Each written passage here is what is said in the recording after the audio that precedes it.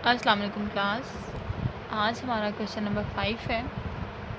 इसमें क्या लिखा है, a trading corporation was formed with an authorised capital of 50,000 ordinary shares and 10 each. इसका मतलब क्या है कि 50,000 ऑर्डिनरी शेयर हैं और एक शेयर की कीमत 10 रुपये।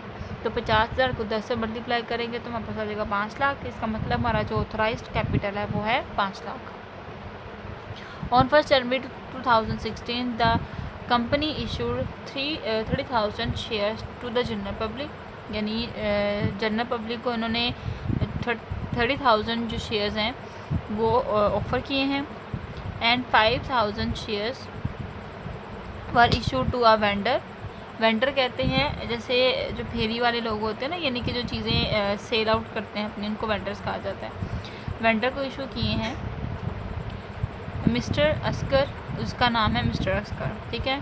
From home company had acquired machinery worth ₹50,000, यानी वेंडर से हमने मशीनरी ख़रीदी है और मशीनरी ख़रीदने की जो अमाउंट है वो है 50,000। तो हमने क्या किया कि उसको 5,000 शेयर दे दिए, ठीक है। 5,000 को 10 से मल्टीप्लाई करेंगे तो 50,000 आ जाएगा, यानी कि हमने शेयर दे के तो मशीनरी जो है वो ख़रीद ली है, पैसे यहाँ पे नहीं दिए। उसके बाद है application were receive on 10th जनवरी 2016, यानी जो 30,000 जो है जनरल पब्लिक को हमने इशू किए थे, उन्होंने जो है वो 10th जनवरी उसकी जो है वो एप्लीकेशन को रिसीव हुई है। 2016 ओनली वर 25,000 शेयर्स हैं वो हमें रिसीव हुए हैं, यानी कि 30,000 हमने लोगों को ऑफ़र की थी लेकिन हमें 25 जो हैं वो शेयर हुए हैं। On 20th June share were allotted to the applicant, share जो है वो अलॉट कर दिए गए हैं एप्लीकेंट्स को। Pass the journal entries in the books of companies and show the balance sheet. जी, तो हमने अब सबसे पहले जनरल एंट्रीज करनी है। जी, तो अब हम क्वेश्चन जो है वो शुरू करते हैं। सबसे पहले तो हमारी एंट्री क्या होगी, जो हमने वेंडर से जो ख़रीदी है मशीनरी, पहले हम मशीनरी की एंट्री कर लेते हैं क्योंकि वो हमने 1 जनवरी को जो है वो ख़रीदी है, ठीक है। तो हमारी एंट्री कुछ इस तरह से होगी, मशीनरी ख़रीदी, मशीनरी होगी डेबिट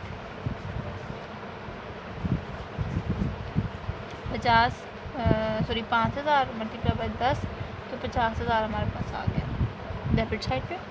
और क्रेडिट साइड पे हमारे पास हो जाएगा ऑर्डिनरी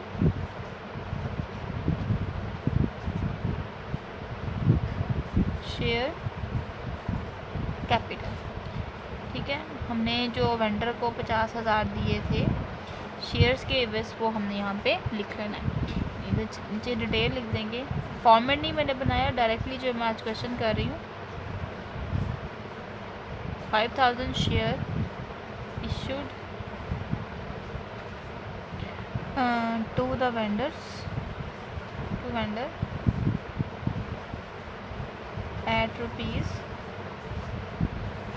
ऑफ 10 ईच, ठीक हो गया। 50,000 से मल्टीप्लाई कर दिया। उसके बाद हम जनरल एंट्री हमने क्या करनी है, 10 जनवरी को हमने जो है वो पब्लिक को अलॉट किया था। कितने शेयर हमने पब्लिक को अलॉट किए थे, 30,000 हमने अलॉट किए थे, इसमें 25,000 जो है यानी 25,000 जो है वो हमें रिसीव हुए हैं। तो लिखेंगे bank account to ordinary share application.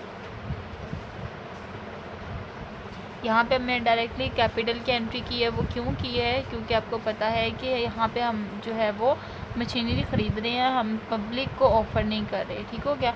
यहाँ पब्लिक को ऑफ़र किया था इसलिए पहले ऑर्डिनरी शेयर का एप्लीकेशन जो है वो हमने लिखना है। 25,000 शेयर हैं, ठीक हो गया। तो 2,50,000 हमारे पास वैल्यू, 2,50,000 हमारे पास वैल्यू आ गई। यहाँ पे नीचे हम लिख देंगे application money receive for 25 shares. ठीक हो गया। उसके बाद हमने जो है वो उन शेयर एप्लीकेशन को 20 जनवरी, ठीक है, यहाँ पे आपको दिखा देती हूँ, ये जो है वो एप्लीकेंट की जो शेयर्स हैं वो अलॉट कर दिए उनको। अब यहाँ पे इन्होंने ये नहीं बताया कि हमने जो है वो जो अंडर राइटर्स हैं उनसे कहा है कि देखिए कि 5000 शेयर लेंगे। यहाँ पे देखिए कि 30,000 शेयर थे, हमें 25 जो है वो अलॉट हुए हैं, ठीक है, पब्लिक की तरफ से। तो हमें हमारी जो एक सब्सक्रिप्शन है ये अंडर सब्सक्रिप्शन है। अब आपको पता है कि यहाँ पे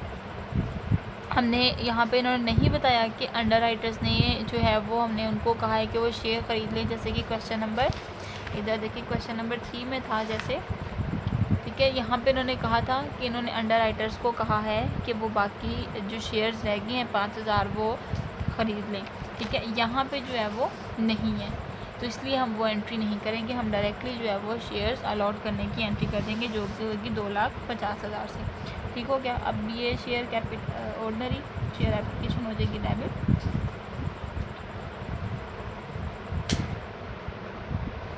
डेबिट हो गया। और हमारे पास क्रेडिट क्या होगा, ordinary share capital.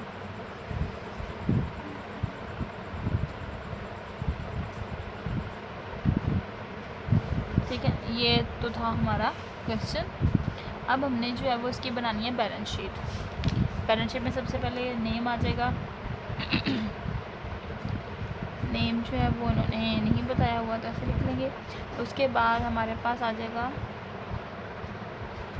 Balance sheet का हेड। सेकेंडली हमने लिखनी है डेट। अब डेट उन्होंने नहीं बताई, एज ऑन ईयर जो भी होगा, ठीक है। अब इसका फॉर्मेट बना लेते हैं। अब यहाँ पे देखिएगा कि मशीनरी हमारे पास क्या होती है, एसेट होती है। तो अब यहाँ पे हम लिख देंगे मशीनरी, ठीक है, क्योंकि हमने मशीनरी ख़रीदी है, तो एसेट साइड पे हमारे पास आ जाएगा मशीनरी।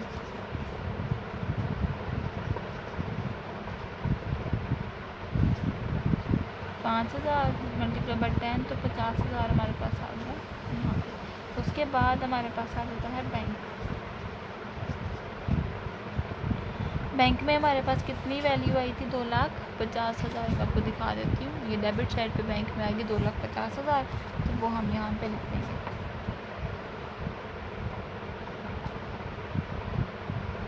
उसके बाद 2,50,000 ये वैल्यू नहीं आती। नेक्स्ट हमने क्या करना है, ऑथोराइज्ड कैपिटल लिखना है।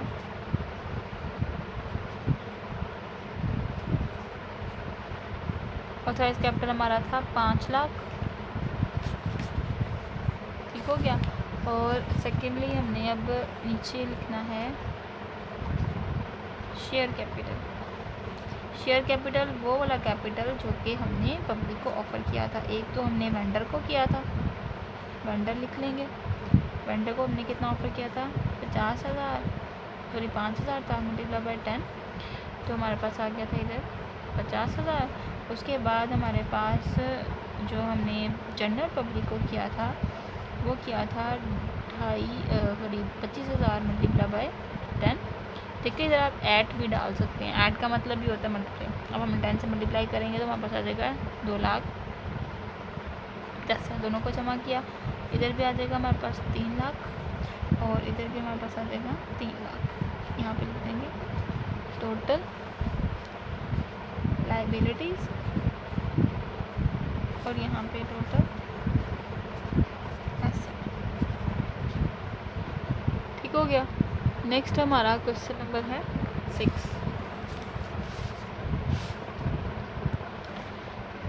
इसमें तो न्यू टॉपिक जो है वो स्टार्ट हो गया। पहले हम उसके बारे में पढ़ लें कि वो क्या है, तो फिर हम मज़ीद जो है वो उसकी डिटेल देखते हैं। जी, तो क्लास न्यू चीज़ जो है वो मैं आपको आज बताने लगी हूँ। आपने आई डी बी कह रही हूँ इंग्लिश में, असूल तिजारत आपने पढ़ी थी, उसमें आपने शेयर्स की इशू प्राइस जो थे उनके बारे में आपने पढ़ा होगा। उसमें सबसे पहले हमारे पास क्या आता है कि हमारे पास जो शेयर की वैल्यू होती है वो 3 तरह की वैल्यू में होती है। एट पार, पार से मुराद होता है कि कंपनी ने जितनी वैल्यू रजिस्टर्ड करवाई है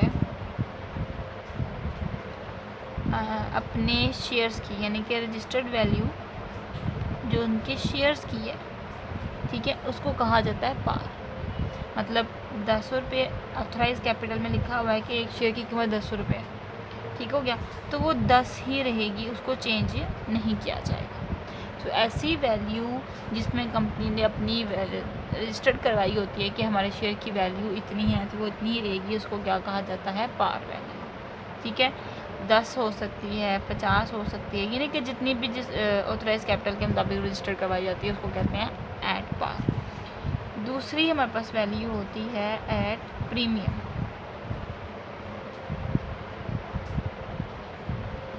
पार वैल्यू के बारे में एक बता दूं मैं बात, पार वैल्यू को हम लोग जो है वो बुक वैल्यू भी कह सकते हैं, ठीक है, एट पार भी हो सकता है, इसको हम फेस वैल्यू भी कह सकते हैं और बुक वैल्यू भी कह सकते हैं। बुक वैल्यू से क्यों मुराद क्या होगा कि हम जब बैलेंस शीट बनाते हैं तो बैलेंस शीट में जो बैलेंस शीट होती है ना, उसके अंदर हमने जो वैल्यू लिखी होती है ऑथराइज कैपिटल में उसको बुक वैल्यू कहा जाएगा। फेस वैल्यू जो कि उसकी असल वैल्यू है, जैसे यहाँ पे हमने इधर ऑथराइज कैपिटल के बारे में इधर बताया है कि ये कितना है 5 लाख। 5 लाख कैसे है कि 50,000 को मल्टीप्लाई किया है 10 के साथ, तो ये 10 यहाँ पे ऑथराइज कैपिटल में लिखा गया है, तो इस 10 को हम लोग क्या कहेंगे कि ये पार वैल्यू है, फेस वैल्यू है या बुक वैल्यू है, ठीक है। उसके बाद हम बात करते हैं एट प्रीमियम।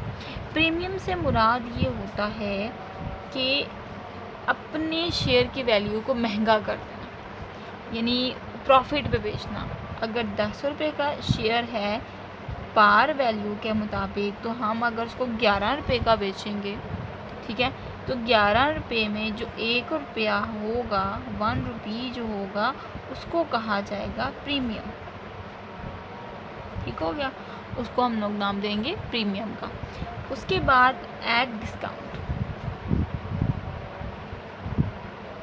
एट डिस्काउंट से मुराद क्या है कि 10 रुपये हमारी जो है वो पार वैल्यू है, ठीक हो गया, हमने जो है उसको 9 रुपये में जो है वो 9 रुपीज़ में जो है वो इशू किए हैं शेयर्स, ठीक हो गया। यहाँ 11 रुपीज़ में इशू किए हैं, यानी जितनी वैल्यू थी उसे महंगा किया तो उसको कहेंगे प्रीमियम, और जितनी वैल्यू हमारे पास होगी उससे सस्ता हम बेचेंगे तो उसकी जितना सस्ता बेचेंगे, यानी कि 1 रुपया जो है वो हमने डिस्काउंट किया है, तो उस डिस्काउंट को हम नाम दे देंगे यानी कि डिस्काउंट, ठीक हो गया। वो डिस्काउंट हमने दिया है कि चीज़ हमारे पास जितनी प्राइस की है उसको हमें थोड़ा सस्ता कर दिया। अब प्रीमियम या प्रीमियम या डिस्काउंट में हम क्यों बेचते हैं? पहली बात अब ये याद रखिएगा कि फेस वैल्यू, बुक वैल्यू या एट पार वैल्यू जो है वो कभी तब्दील नहीं होगी, जिससे रजिस्टर्ड करवाया जाएगा वो उतनी ही रहेगी। अब आगे जाके क्या हुआ कि हमारी कंपनी की वैल्यू बहुत अच्छी हो गई है, लोग हमारे शेयर बड़े शौक़ से ख़रीदने लगे हैं, तो उस दौरान क्या करेंगे वो, यानी कि जब हमारी कंपनी की वैल्यू अच्छी हो गई है, गुडविल अच्छी हो गई है, हमारी कंपनी जो है वो बहुत ज़्यादा प्रमोट हो रही है, लोगों में डिमांड हमारी कंपनी की ज़्यादा हो रही है, तो आपको पता है कि जिस चीज़ की डिमांड ज़्यादा होती है वो चीज़ महंगी हो जाती है ताकि लोग प्रॉफिट में ख़रीदें। अब यहाँ पर जो है डिमांड अगर कंपनी की ज़्यादा हो रही है तो कंपनी अपने शेयर्स को महंगा कर देगी। इसी तरह से अगर डिमांड कंपनी की नहीं है, ठीक है, इतनी वैल्यू नहीं है, तो उसको सस्ता कर देंगे, ठीक है, तो वो क्या कहलाएगी? एट डिस्काउंट में। यानी कि अगर वैल्यू बहुत अच्छी है तो महंगा करके बेचेंगे, अगर वैल्यू हमारी अच्छी नहीं है तो हम सस्ता बेचेंगे। अगर चीज़ आपको जैसे कि पता है कि चीज़ सस्ती भी हो जाए तो तब भी लोग ज़्यादा ख़रीदना शुरू कर देते हैं, तो डिस्काउंट में इसलिए बेचा जाता है। अब हम शुरू करते हैं क्वेश्चन। जी, तो क्लास इस क्वेश्चन में क्या बताया गया कि कंपनी ने 20,000 शेयर इशू किए हैं, 10 रुपीज़ जो है वो एक शेयर की कीमत है to general public at 10% premium, यानी 10 रुपीज़ पे 10% हमने प्रीमियम के साथ जो है वो शेयर कंपनी को इशू किए हैं। एप्लीकेशन हमें रिसीव हो गई हैं 35,000। अब ये ओवर सब्सक्रिप्शन है, हमने 20,000 अलॉट किए थे लेकिन हमें कितना मिल गया? 30,000। Share were allotted to the money was refunded to the applicant of 15,000 share, यानी कि अब इसका मतलब क्या है कि हमें 20,000 चाहिए थे, हमें 35 हो गए, तो हम क्या करेंगे, 20,000 खुद रखेंगे, बाकी 35 जो है एप्लीकेंट्स को उनका पैसा वापस कर देंगे कि हम आपको शेयर नहीं दे सकते, जितनी हमारी शेयर की वैल्यू थी वो हमने हासिल कर लिया, ठीक है, बाकी उनको रिफंड हो जाएगा। अब हमने क्या करना है, इसमें रिकॉर्डिंग करनी है जनरल एंट्रीज़ की। तो सबसे पहले हमारे पास जो एंट्री होगी वो इस तरह से होगी कि हमने